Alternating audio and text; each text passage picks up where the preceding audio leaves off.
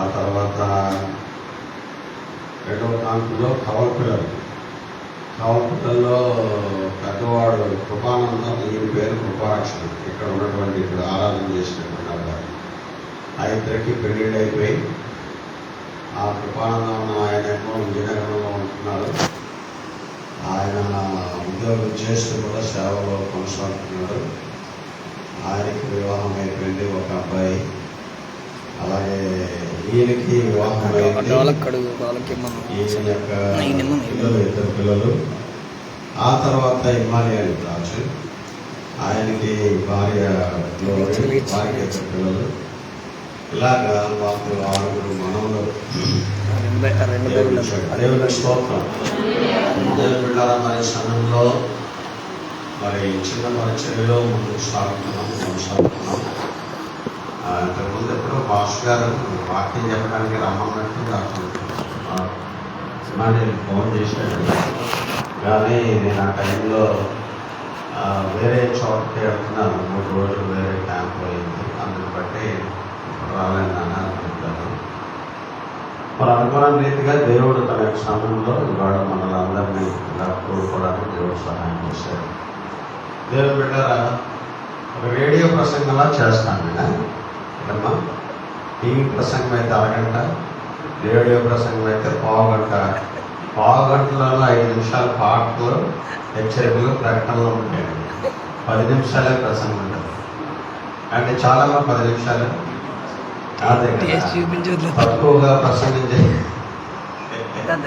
తక్కువగా ప్రసంగం చేసే వాళ్ళు ధన్యులు, వాళ్ళు మళ్ళా పిలువబడతారని మా భాష గారు చెప్తుంటారు. తక్కువ ప్రసంగం చేసేవాళ్ళు ధన్యులట, మళ్ళీ వాళ్ళే పిలుస్తారు. అమెరికాలో ఏం చేస్తారంటే, అమెరికా అంటే ఎక్కువ యూరోప్ నేషన్స్, 20 minutes పెద్ద చర్చెస్, వాటిని ఏమంటారంటే ఆర్థడాక్స్ చర్చెస్ అంటారు. లోదరను, సిఎస్ఐ, యాంగ్లికన్ చర్చెస్ ఉంటాయి. అక్కడికి పిలిచారనుకోండి, గయాల మీద నిలబెడతారు. 20 minutes, you have 20 minutes to preach the word of God అని ఇస్తారు టైం. ఆయన ఎక్కిన దగ్గర నుంచి 20 నిమిషాల్లో ఈ హెచ్చరికలే చెప్తాడో, లేకపోతే పిల్లల గురించి చెప్తాడో, భార్య గురించి చెప్తాడో, వాక్యమే చెప్తాడో, ఏం చెప్తాడో తెలియదు. 20 నిమిషాలు అయిపోయేటప్పుడు మేట నొక్కుతారు, మనిషి కిందకపోతాడు. అంటేమ్మా, మేట నొక్కగానే పాస్టర్ గారు కిందకి వెళ్ళిపోతాడు. పాస్టర్ గారు మరి కనపడదు. సగం ప్రసంగంలోనే ఆయన అర్థాంతరంగా మాయమైపోతాడు. ఇక్కడ ఏం మీటర్లు లేవనుకుంటారు. దేవునికి స్తోత్రం. ఏదైతే నేను మనం దేవుని యొక్క వాక్యాన్ని ఈ సమయంలో ఒక 15 నిమిషాలు చెప్పాను. ఫిలిప్పీయులకు రాసినటువంటి పత్రిక 4వ అధ్యాయము 4వ వచనం నుంచి 6 వచనాలు 7 వచనాలు ఒకసారి చూడండి. ఫిలిప్పీయులకు రాసిన పత్రిక 4వ అధ్యాయము 4వ వచనము, 5వ వచనము, 6వ వచనము, 7వ వచనం మనం చదువుతున్నాం.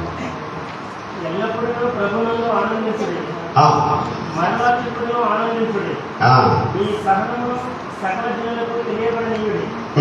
ప్రభువు సమీపంగా ఉన్నాడు. దేని గురించి చింతింపకుడి, ప్రతి విషయంలోనూ ప్రార్థన విజ్ఞాపన చేత కృతజ్ఞతాపూర్వకంగా మీ విన్నపములు దేవునికి తెలియచేయుడి. అప్పుడు సమస్త జ్ఞానములకు మించిన దేవుని సమాధానము యేసుక్రీస్తు వలన మీ హృదయములను మీ తలంపులను కావలి ఉండును. ఈ యొక్క ఫిలిప్పీయులకు రాసినటువంటి పత్రికలో, అపోస్తలుడైన పౌలు రాసినటువంటి పత్రికలో కొన్ని మాటలు రాస్తున్నాడు. 4వ అధ్యాయంలో 4వ వచనం నుంచి 7వ వచనం దాకా. మనము ఆత్మీయంగా బలపడాలంటే, ధైర్యాన్ని పొందాలంటే, విశ్వాసాన్ని పెంచుకోవాలంటే, దేవుని కొరకు అచంచలమైన భక్తి, శ్రద్ధ, భక్తులు కలిగి ఉండాలంటే పత్రికలు బాగా చదవాలి, పత్రికలు బాగా ధ్యానం చేయాలి.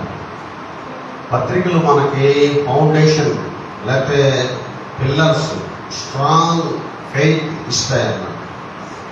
పత్రికలు బాగా చదవాలి. ఒక దైవజనుడు అంటాడు, కొత్త నిబంధనలో ఉన్నటువంటి 4 సువార్తలేమో ఇంటికి పునాది లాంటిది. అవునండి. తర్వాత అపోస్తల కార్యమేమో ఈ అరుగుంటుంది కదా, ఇదంతా అది మనం అరుగంటాం కదా. ఈ కాంక్రీట్ వేస్తారు, గచ్చుకు ముందు ఏం వేస్తారు? కాంక్రీట్ వేస్తారు. కాంక్రీట్ రెడీ, కాంక్రీట్ ప్లస్ గచ్చు, ఫ్లోరింగ్. ఈ వాల్స్ ఉన్నాయి చూసారా, ఈ వాల్స్ అన్నీ కూడా 4 పక్కలు ఉంటాయి కదా. ఈ 4 వాల్స్ మరి ఈ పత్రిక చెప్తాడు ఆయన. ఆ పైన రూఫ్ ఏమో ప్రకటన గ్రంథం అని చెప్తాడు దినకర్మి గారు. అదే స్టాన్లీ అనేటువంటి దేవుడు. అక్కడ దేవుని బిడ్డలమైన మనము ఒక్క సువార్తలే కాదు, యేసుక్రీస్తు ప్రభు వారి జీవిత చరిత్ర చదవాలి, అపోస్తల కార్య గ్రంథం కూడా చదవాలి, అలాగే పత్రికలు కూడా బాగా చదవాలి. అందులో అపోస్తలుడైన పౌలు రాసిన పత్రికలు మరి జాగ్రత్తగా చదవాలి, వాటిని అర్థం చేసుకోవాలి, వాటిని చాలా జాగ్రత్తగా కీన్ అబ్జర్వేషన్తో మనం చదువుకుంటూ వెళ్తే మనకి చాలా సంగతులు బయటపడతాయి. ఈ ఫిలిప్పీ పత్రికలో ఎన్ని అధ్యాయాలు ఉంటాయి? 4 అధ్యాయాలు. 4 అధ్యాయాల్లోనూ 4 దొంగలు ఉంటారు, అలాగే 4 పోలీసులు ఉంటారు. దొంగను పట్టుకోవడానికి ఎవరు కావాలి? పోలీసు కావాలి. అలాగే 4 దొంగలు ఉంటారు, 4 పోలీసులు ఉంటారు. అదేటో మీరే వెతికి పట్టుకోవాలి. ఇప్పుడు ఇక్కడ 4వ అధ్యాయంలో ఒక దొంగ ఉన్నాడు. ఆ దొంగ ఎవరంటే చింత. ఆ చింత అనే దొంగకి పోలీస్ ఎవరంటే వాక్యంలో ఉంటుంది దేవుని సమాధానం అనేటువంటి ఆ సమాధానము పోలీస్ అన్నమాట. పౌలు చెప్తున్నాడు వాక్యంలో, ఒకసారిగా చూడండి, దేనిని గూర్చి చింతపడకుడి, కానీ ప్రతి విషయమునందును ప్రార్థన విజ్ఞాపనము చేత కృతజ్ఞతాపూర్వకముగా మీ విన్నపములు దేవునికి తెలియచేయండి అంటారు. దేని గురించి చింతపడకుడి అని పౌలు తన మాటలో రాస్తాడు. దానికంటే ముందు ఏం రాస్తాడంటే 4వ వచనంలో ఎల్లప్పుడూ ప్రభువునందు ఆనందించుడి, మరలా చెప్పుదును ఆనందించుడి అంటాడు. ఆనందం ఎలాగొస్తుంది?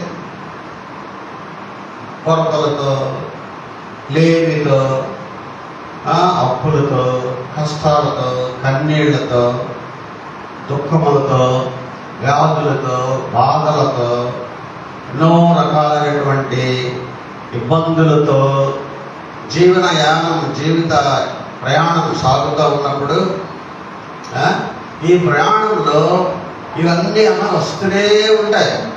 ఒకటి పోయిందంటే మరొకటి వస్తుంది, ఒకటి తొలగిపోయిందంటే మరొకటి ఆవరిస్తుంది, ఒకటి పోయింది ఒకటి తప్పిపోయింది అనగానే ఇంకొక 2-3 మనల్ని ఏం చేస్తారు, చుట్టుముడతాయి. ఇలాంటి పరిస్థితుల్లో మనకి ఆనందం ఎక్కడ ఉంటుంది? సంతోషం ఎక్కడ ఉంటుంది? ఏ విధంగా ఆనందాన్ని తెచ్చుకోగలం? ఆనందాన్ని తెచ్చుకోగలం? బాధలతో, కష్టాలతో, కన్నీళ్లతో, ఇరుకులతో, ఇబ్బందులతో. మనం అనుకుంటాం ఏంటంటే డబ్బుంటే ఆనందం ఉంటుంది అనుకుంటాం. లేదు, డబ్బుంటే ఆనందం ఉండదు. డబ్బుంటే మరీ బాధ ఉంటుంది, మరీ కష్టాలు ఉంటాయి, మరీ వ్యాధులు ఉంటాయి, మరీ సమస్యలు ఉంటాయి, రకరకాలైనటువంటి ఆపదలు ఆవరిస్తాయి. అయితే మనము ఈ పరిస్థితులన్నిటి గుండా తప్పించుకుంటూ ఆనందంతో గడపవలసినటువంటి వారంగా క్రైస్తవ బిడ్డలమైనటువంటి మనం ఉన్నాము. కానీ మనం ఎంతగా ఆనందిద్దామని ప్రయత్నం చేస్తామో, ఎంతగా సంతోషంగా ఉందామని మనము ప్రయత్నాలు చేస్తుంటామో, అంతగా అపవాది మన మనసు మీద అటాకింగ్ చేస్తుంటాడు. అపవాది డైరెక్ట్గా వచ్చి మనల్ని కొట్టాలని చూస్తే ఒక్క తాపుకే తొలగించేస్తామండి. ఒక్క తను తగ్గితే చాలు, వాడు అయిపోతాడు. కానీ వాడు అలా రాడు కదా డైరెక్ట్గా. ఎలా వస్తాడు? సైడ్ రూట్లోకి వస్తాడు, మైండ్లోకి వస్తాడు, మైండ్కే మారుతాడు. వాడు ఆట అంతా తొడ్డాట, మైండ్ గేమ్ అనమాట. మన మనసులోకి చింత, బాధ, యాగ, విచారం, దుఃఖం పడతాడు. ఉద్యోగం సేపు ఉద్యోగం కోసం చింత, పరీక్ష పాస్ అవ్వాలంతసేపు పరీక్ష పాస్ అవ్వాలని చింత, పాస్ అయిపోయిన తర్వాత ఉద్యోగం రావాలని చింత, ఉద్యోగం వచ్చిన తర్వాత పెళ్లి గురించి చింత, పెళ్లి అయిపోయిన తర్వాత పిల్లల గురించి చింత, పిల్లలు పుట్టారంటే ఆ పిల్లలకి ఏదో ఒక అనారోగ్యం, ఆ గురించినటువంటి చింత. బైబిల్లో ప్రభు ఆయన ఎందుకు ఈ లోకానికి వచ్చాడో మనం కానీ 4 సువార్తలు బాగా ధ్యానం చేస్తే, ఆయన రోగులను స్వస్థపరచడానికి ఈ లోకానికి వచ్చాడు. ఆయన స్వస్థపరచలేని రోగం అంటే ఏమీ లేదు. ప్రభునందు మనకు విశ్వాసం ఉంచుతాం. ప్రభు స్వస్థపరుస్తాడని తెలుసు, ప్రభు బాగు చేస్తాడని తెలుసు, ప్రభు రోగాలు తీసివేస్తాడని తెలుసు, కానీ చింతిస్తుంటాం. ఆర్థిక విషయాల్లో మనకి ప్రభు ఏదో రీతిగా సహాయపడతాడని మనకు తెలుసు, కానీ చింతపడుతుంటాం. డబ్బులు కూర్చుని చింత. దైవసేవకులం అయితే మాకైతే మరీ ఎక్కువ. ఎందుకంటే మాకేం జీతాలు ఉండవు, అది వచ్చిన బాధ. మాకేం పొలాలా, మాకేం ఆస్తులా, మాకేం జీతాలా? గవర్నమెంట్ ఎంప్లాయీస్ కాదు కదా. ఒకవేళ మేము గట్టిగా చర్చిలో కానుకల గురించి ప్రసంగం చేస్తే పాస్టర్ గారు కానుకల గురించి ప్రసంగం చేస్తాడని ఊర్లో మూసినట్టుంటారు, చెప్పడానికి లేదు. ఒకప్పుడు చెప్పేవారు, ఎప్పుడు ఒక 20 సంవత్సరాల కిందట. ఇప్పుడు చెప్పడానికి ధైర్యం చాలట్లేదు. కాబట్టి ఇప్పుడు వాక్యం మామూలుగా విశ్వాసంతో, ప్రార్థనతో, భక్తిలో ఎదగడం కోసం వాక్యం చెప్పుకుంటూ ముందుకెళ్తూ, ఎప్పుడో సంవత్సరంలో ఒక్కసారి ఒక మాట వస్తుందేమో, దేవునికి ఇవ్వండి మీరు దీవించబడతారు. ఇలా చెప్తే మరి మాకు ఎక్కడి నుంచి వస్తుంది? ఎక్కడి నుంచి రావాలా? పైనుంచి రావాలి. హెల్ప్ ఫ్రమ్ అబవ్ అని ఉంటుంది అన్నమాట, పైనుండి సహాయం. కాబట్టి ఇప్పుడు విశ్వాసం అటువైపు చూడాలి. చింత ఏమో ఒక పక్క ఉంటుంది, ఒక పక్క ఏమో దేవుడు సహాయం చేస్తాడనే నమ్మకం ఒక పక్క పనిచేస్తాడు. కాబట్టి దేవుని సేవకులమైన లేకపోతే దేవుని బిడ్డలమైన విశ్వాసమైన మనం అందరం కూడా ఏం చేయాలంటే ఆనందం ఉండాలి. అంటే దేని విషయంలో కూడా ఏం చేయకూడదు? చింతపడకూడదు.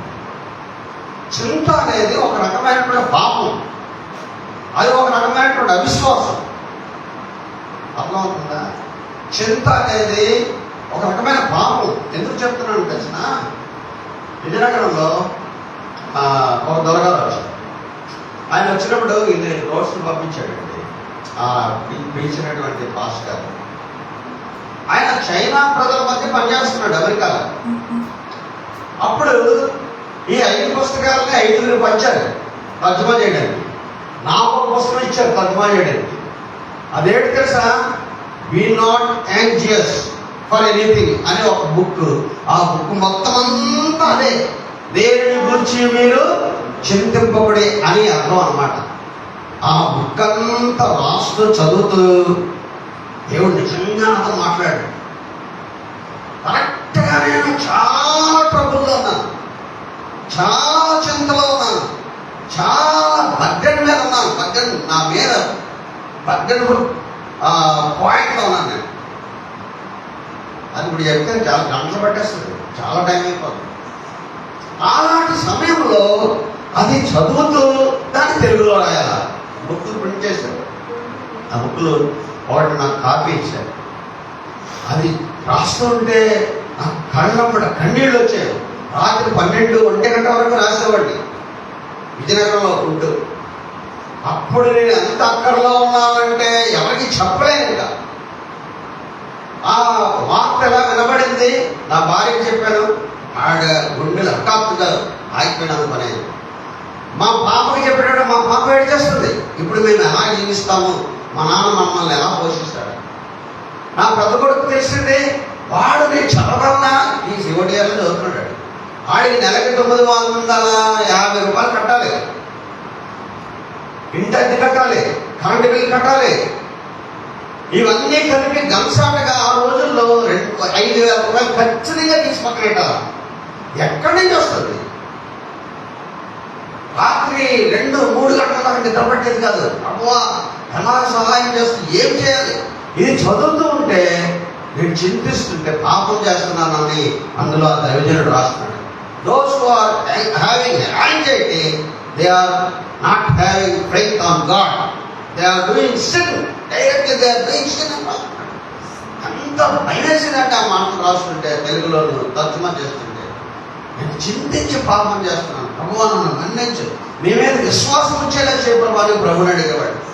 అలా ప్రార్థన చేస్తూ మండు టెండలో మండు వేసవిలో మేడ మీద పడుకుని ఇలా అందరూ పడుకుని పోయేవారండి. కానీ నేను మాత్రం తెల్లవారుజామున ఈస్ట్ కోస్ట్ ఎక్స్ప్రెస్ ఆ పౌరా నుంచి వచ్చేది హైదరాబాద్ వెళ్ళడానికి. ఆ ఈస్ట్ కోస్ట్ 3:30 వచ్చేది మాట. విజయనగరం రైల్వే స్టేషన్లో అనౌన్స్మెంట్ చేస్తుంటే స్పష్టంగా వినబడేది, స్పష్టంగా నా చెవులకు.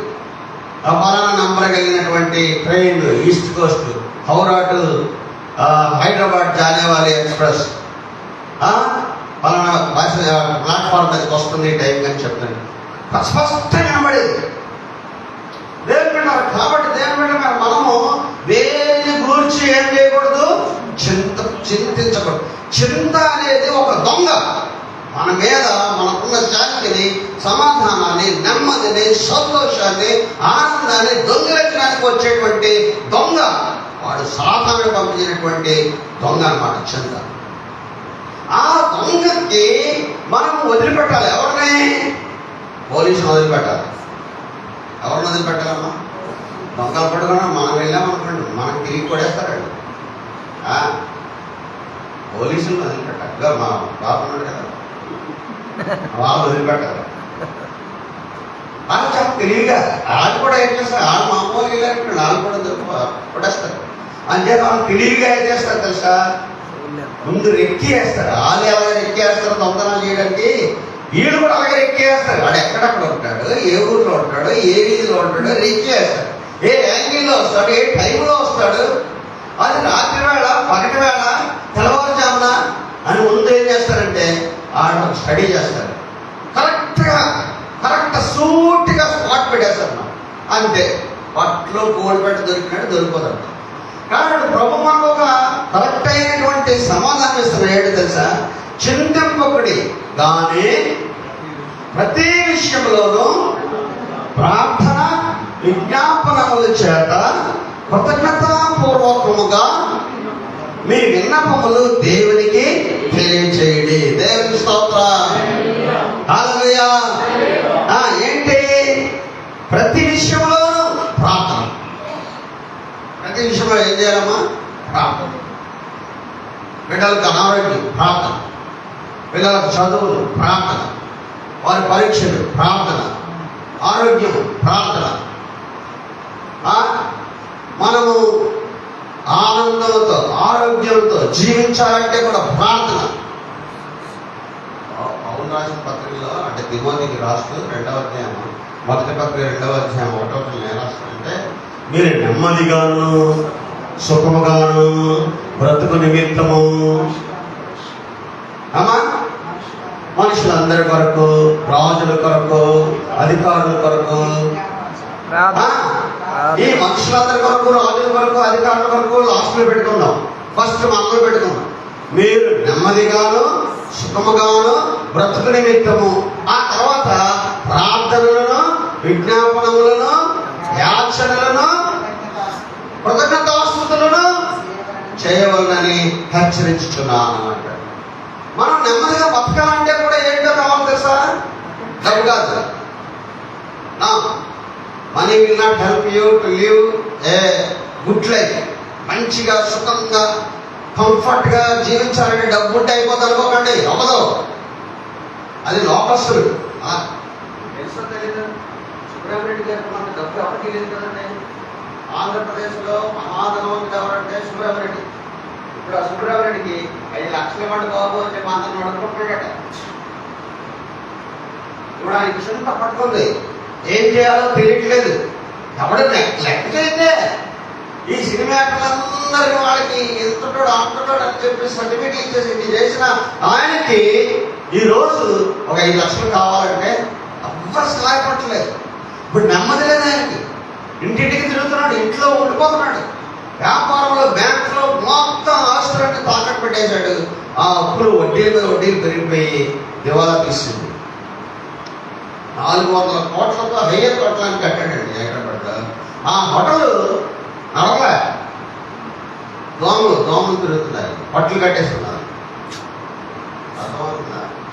డబ్బుంటే మనకు అంతా ఉండదు అనుకుంటాం. నా డబ్బు కాదు, దేవుని సమాధానం మనకు ఉండాలి. దేవునికి స్తోత్రం.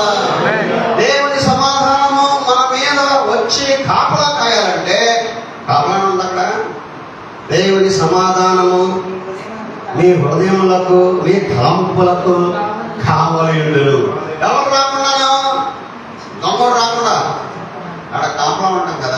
అప్పుడప్పుడు ఎవరు పెడతాం, వీళ్ళు పెడతారు కదా, సెక్యూరిటీ గార్డు పెడతారు కదా. ఎందుకు పెడతారనుకుంటారు? సెక్యూరిటీ గార్డు ఎందుకు పెడతారంటే అధిపతి కూడా లోపలికి వచ్చేయడానికి లేదు. దానికి పోయి దాన్ని కూడా చర్చలోకి వచ్చేస్తే ఒప్పుకోం కదా మనం, ఒక కన్నేస్తాంగా. అలాగే సాధారణ ఏం చేస్తాడంటే ప్రభువు బిడ్డల మీదకి చింత అనేటువంటి ఒక దొంగవాడిని పంపిస్తాడు. వాడు తీగుడు వచ్చి దూరిపోతాడు. దెబ్బ తగిలితే చింత వచ్చేస్తుంది, కాలిపోతే చింత వచ్చేస్తుంది, ఆరోగ్యం బాగోపోతే చింత వచ్చేస్తుంది, అనారోగ్యం వస్తే భయం వస్తుంది. భయం, చింత, ఏమైపోతాం పోతాం ఉంటేవాడు. అంతే కదమ్మా. పోయామనుకోండమ్మా, పర్వాలేదు, ఎక్కడికి వెళ్ళిపోతాం? దేవుని సన్నిధికి వెళ్ళిపోతాం. దేవునికి స్తోత్రం కలుగును గాక. ఒకవేళ బ్రతికామనుకోండి, దేవుని సేవ చేస్తాం. బ్రతికామనుకోండి, దేవునికి సాక్ష్యం పెట్టుకుంటాం. బ్రతికామనుకోండి, దేవుడిని మహిమపరుస్తాం. దేవుని మీద నమ్మకం ఉంచినటువంటి వారి నమ్మకాన్ని ఆయన ఎన్నడూ ఒమ్ము చేయడు. దేవునికి స్తోత్రం కలుగును గాక. కాబట్టి రాత్రి మనము ఒకటి గమనించాలి ఏంటంటే, ఎల్లప్పుడూ ఆనందించండి. మరలా చెప్తున్నాను, ఆనందించండి, ప్రభువునందు ఆనందించండి అంట. అలా చెప్పి మీరు దేని గురించి చింతింపబడి. వాక్యం ఇంకో చోట ఉంటుంది, పేదల పద్ధతి, మీ చింత యావత్తు నా మీద వేయండి. చింత యావత్తు ఎవరి మీద వేయాలా? ఎవరి మీద వేయాలమ్మా? దేవుని మీద. నా చింతలన్నీ నీకే ప్రభువా, నీవే చూసుకో, నీవే వాటిని సమాప్తి చేయి, బాగు చేయి, క్రియేట్ చేయి అని ప్రభువుని అడగాలి. కాబట్టి చింత అనేవాడు ఒక దొంగ, సాతానుడు పంపించే దొంగ అయితే, పోలీస్ అనేటువంటి వ్యక్తి ఎవరు తెలుసా? దేవుని సమాధానం. దేవుని సమాధానం రావాలి. మనం విశ్వాసంతో ప్రభుని అడగాల. ప్రభువా, నా బిడ్డలు మీరు స్వస్థపరుస్తున్నారు, నీకు వందనాలు అని చెప్పాలి. అర్థమవుతుందా అమ్మా? మీకు ఒక మాట చెప్పి ముగించేస్తాను, సమయం అయిపోయింది. ఓకే,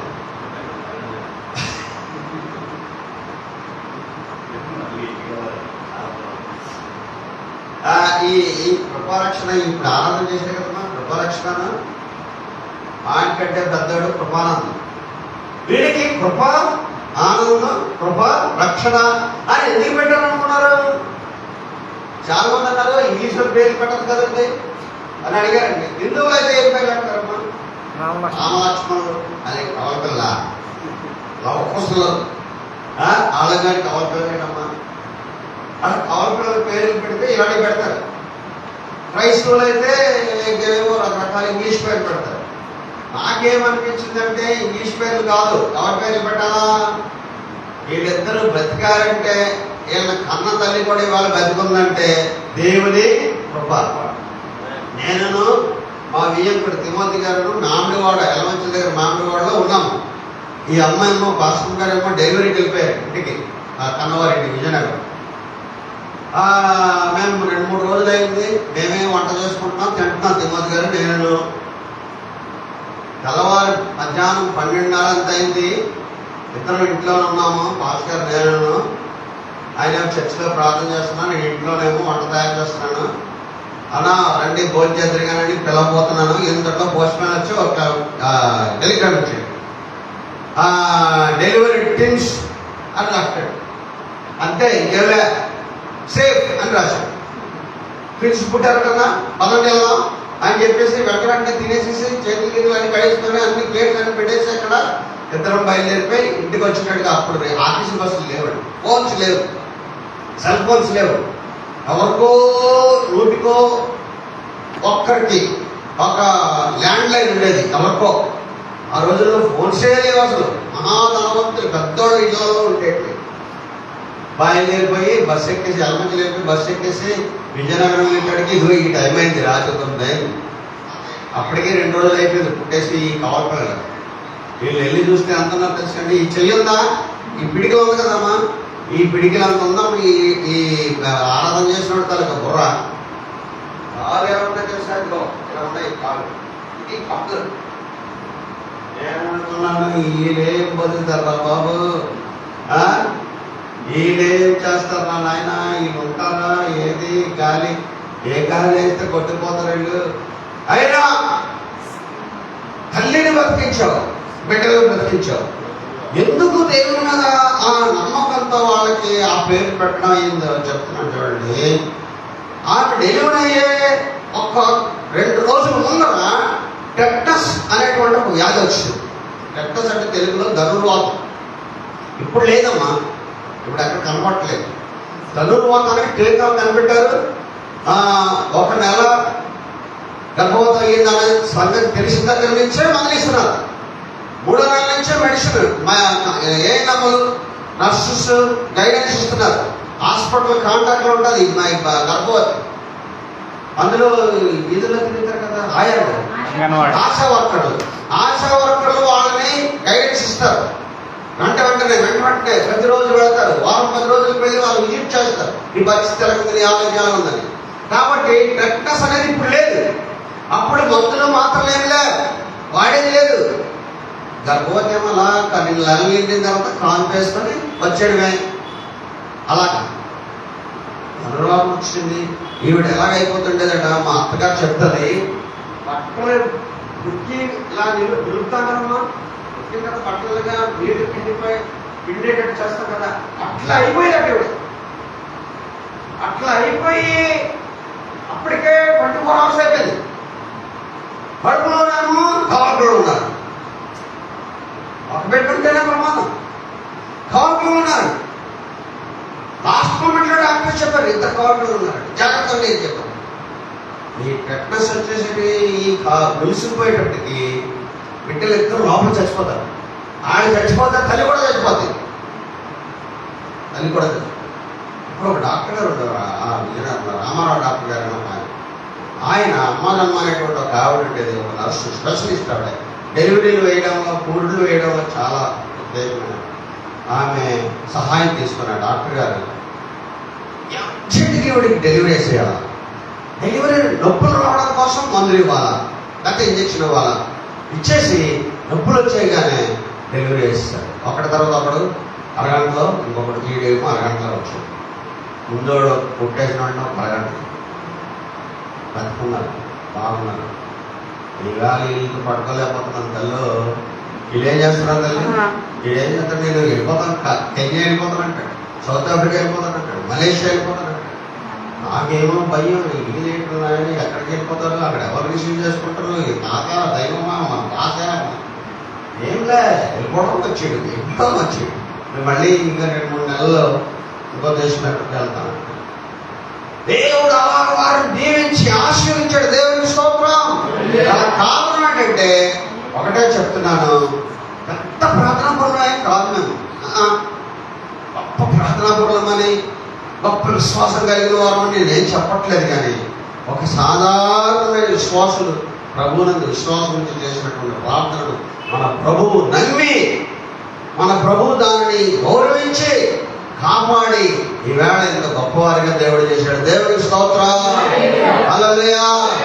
కాబట్టి దేవుని బిడ్డరా, మన బిడ్డల యొక్క అనారోగ్యము తీసివేయగల శక్తిమంతుడు మన దేవుడు. వారికి చెవులు నిలబడేలా చేయగల శక్తిమంతుడు మన దేవుడు. ఏం అవిశ్వాసం చదవలసిన అవసరం లేదు.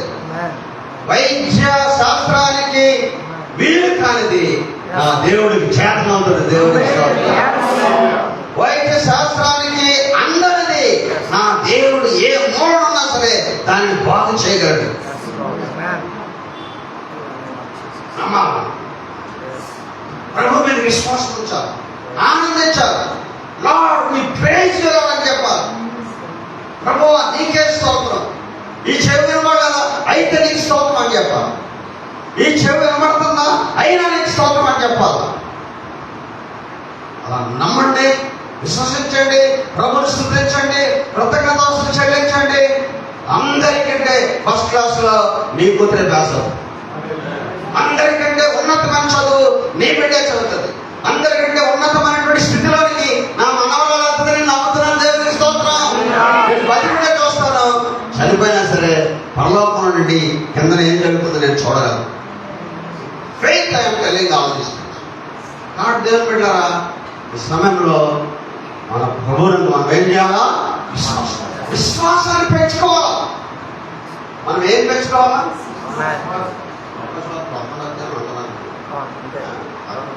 ఏమని? ప్రభువా మా విశ్వాసంలో వృద్ధి పొందించమని అడుగుతారు. మాకు డబ్బు ఎక్కువ చేయి, స్వస్థ వరలు, లేకపోతే ఇంకోటి అని శిష్యులు అడగలేదు. ప్రభుని వెంబడించిన 12 మంది శిష్యులు ఏమడిగారు తెలుసా? ప్రభువా మా విశ్వాసాన్ని వృద్ధి పొందించు. అప్పుడు ప్రభు అంటాడు, మీలో ఆవగింజంత విశ్వాసం ఉంది. ఎంత గింజ? ఏ గింజమ్మా? ఆవగింజ లేకపోతే గుమ్మడికాయ? ఆవగింజ. గుమ్మడికాయ అంత విశ్వాసం ఉంది నాకు అంటాం. కొడితే లోపల అంత డొల్లే. ఏమా విశ్వాసం మనకు ఆవగింజ. ఆవగింజ అంటే ఏంటో తెలుసా? మరి ఆవాలి తాలింపు వేసుకుంటాం కదమ్మా. ఆవాలంటే చిన్నది అనుకుంటాను మీరు, చాలా పవర్ఫుల్ తెలుసా. పచ్చడిలో వేస్తారు. ఆవు పొడి తింటే ఆ మనిషి శక్తివంతుడైపోతాడు. చాలా హీట్, చాలా పవర్. అంత చిన్న విశ్వాసం ఉంటే చాలు. ప్రవక్తాడు మీ ఎదురుగా ఉన్నటువంటి కొండను కలిగిపోయి నీవు లేచి వెళ్ళి సముద్రంలో పడంటే ఏమంతట పడదు. ఎదురుగా ఉన్నటువంటి చెట్టును నువ్వు వేళతో కూడా పెళ్ళగట్టబడి సముద్రంలో నాటపడమని చెప్పినప్పుడు అది మీకు లోపడింది అంటాడు. చెట్టు ఏంటి, తీసేయడం ఏంటి, సముద్రంలో నాటపడినాడు. అంటే మొక్కలు నాటుతారా, చెట్లు నాటుతారా? మీ ఊరిగా చెట్లు నాటుతారమ్మా? చెట్లు నాటుతారా, మొక్కలు నాటుతారా? మొక్కలు నాటుతారు. మొక్క ఎంత ఉంటుందమ్మా, దాన్ని తీస్తాము, నాటుతాము, అది పెరిగి పెద్దదవుతుంది, పెద్ద చెట్టు అవుతుంది. ఆ చెట్టుని తీగలను వెళుతుంది, కానీ ప్రభునందు విశ్వాసం తీగలదు. దేవునికి స్తోత్రం. దేవుని అందుగాని మనం విశ్వాసం ఉంచితే ఎంత కంబడి చెట్టు అయినా సరే వేడితో కూడా పెళ్ళగింపబడిపోయి సముద్రంలో నాటబడి అక్కడ పోరు అంటే అక్కడికి వెళ్ళి సముద్రంలో ఉంటుందా? That is called faith. కాబట్టి అలాంటి విశ్వాసం ఎప్పుడైతే మనం కలిగి ఉంటామో దేవుని సమాధానము మనకి ఏమవుతుంది? వచ్చి కాపలా కష్టం. మన తల దగ్గర ఏముంటుంది? కాపలా. చింతనే పోలీసునేమో దుష్టుడు అపవాది సాతాను పంపిస్తే దేవుని సమాధానమైనటువంటి పోలీసుని దేవుడు తీసుకొచ్చి మన తల దగ్గర పెడతాడు. ఎలాగా? ప్రార్థనతో, విజ్ఞాపనతో మనం ప్రభు సన్నిధిలో కనపడినప్పుడు, ఎదురు చూసినప్పుడు దేవుని సమాధానం వస్తుంది. మనలో ఉన్న అనుమానం, చింత, వేదన, దుఃఖము అంతా తొలగిపోద్ది. దేవుడు అటు రీతిగా చేస్తాడు. కాబట్టి మనం ఎల్లప్పుడూ ఏం చేయాలా? ఆనందించాలి. మరలా చెప్తున్నాడు, ప్రభునందు ఆనందించుడి అంటాడు. కాబట్టి ఆ రీతిగా మనం ముందుకు సాగుతాం. ఏం భయం లేదు, ఏం చింతలేదు. ప్రభు తన కృప చొప్పున మనం నడిపించడానికి ఆయన సిద్ధంగా ఉన్నాడు. మనం ఆయన కట్టి చూద్దాం, ఆయన ముఖం చూద్దాం. వారు ఆయన తట్టు చూడగా వారికి వెలుగు కలిగిన వారి ముఖములు ఎన్నడను లజ్జింపకపోరేటండి. వారి ముఖాలు సిగ్గునందవు అని ఉంటది. సిగ్గుపడతాం వాళ్ళు, సిగ్గుపడవలసిన అవసరం లేదు. ఆకస్తులకి ఎన్నో ఇస్తుంటే మన సృష్టికమైన దేవుని విశ్వాసం మనకి దేవుడు చేయడా తప్పక చేస్తాడు, తప్పక తీరుస్తాడు, తప్పక ఆశీర్దిస్తాడు, తప్పక స్వస్థపరుస్తాడు. అన్నిటిలో ఉన్నతమైన స్థితిని దేవుడు తీసుకెళ్తాడు. అలాగే మనం నమ్మకాన్ని ఉంచుదాం, స్తుతిద్దాం, దేవుడిని కనపడుదాం. దేవుడి మాట మనం వెనుకలో చూద్దాం. నాకు సమయం ఇచ్చినటువంటి అయ్యారికి